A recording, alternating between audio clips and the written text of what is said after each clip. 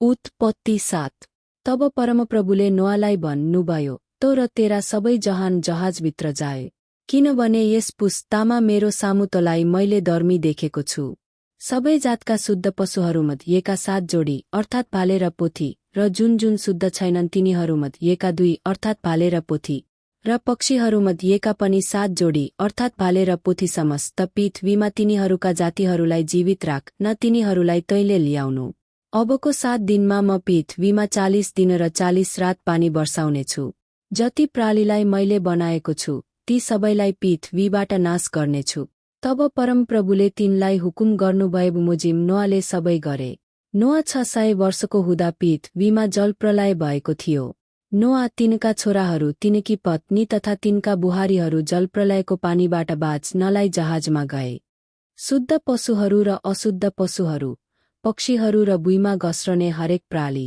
परमेश्वरको हुकुम मोजिम जोडी जोडी अर्थात् भाले र पोथी नोआकहाँ जहाजमा आए। अनि ठिक 7 दिनपछि पृथ्वीमा जलप्रलयको पानी पर्न लाग्यो। नोआका जीवनको 600 वर्षको दोस्रो महिनाको 17औं दिनमा ठूला ठूला अगाधका सब मूलहरू फुटे र आकाशका द्वारहरू खुले। अनि 40 दिन र रातसम्म पृथ्वीमा पानी परिरह्यो।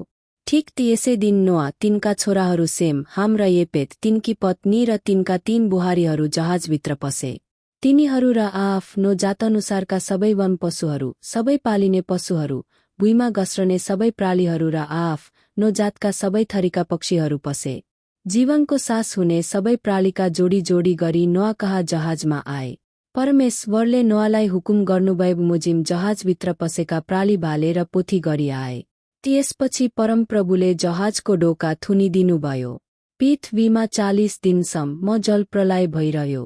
पानी बढेर जहाजलाई उचाल्न लाग्यो र यो जमिनबाट माथि जान लाग्यो। पानी धेरै परिरह्यो र चौपट्टै बढेर पृथ्वीमा भरिन लाग्यो र जहाज पानी माथि माथि उत्रन लाग्यो। पानी पृथ्वीमा जोडसँग परिरह्यो र आकाशमुनिका जम्मै अलगा अलगा पर्वतहरू बाँकिए। पानी बढेर आयो र पर्वतहरूलाई 7 मिटरसम्म डुबाइदियो। पृथ्वीमा चलहल गर्ने सबै जीवित जीवात, के पक्षी, के पालिने पशु, के वन पशु, के भुइँमा घस्रने सबै प्राणीहरू तथा सबै मानिसहरू मरे। उबानो भूमिमा भएका सास हुने सबै प्राणी मरे। अनि जति प्राणी जमिनमा थिए, के मानिस, के पशु, के घस्रने जन्तु, के पक्षी, सबै मासिए। तिनीहरू पृथ्वीबाट मासिए। केवल नोआ र जतिजना तिनीसित जहाजमा थिए तिनीहरू मात्र जीवितै रहे।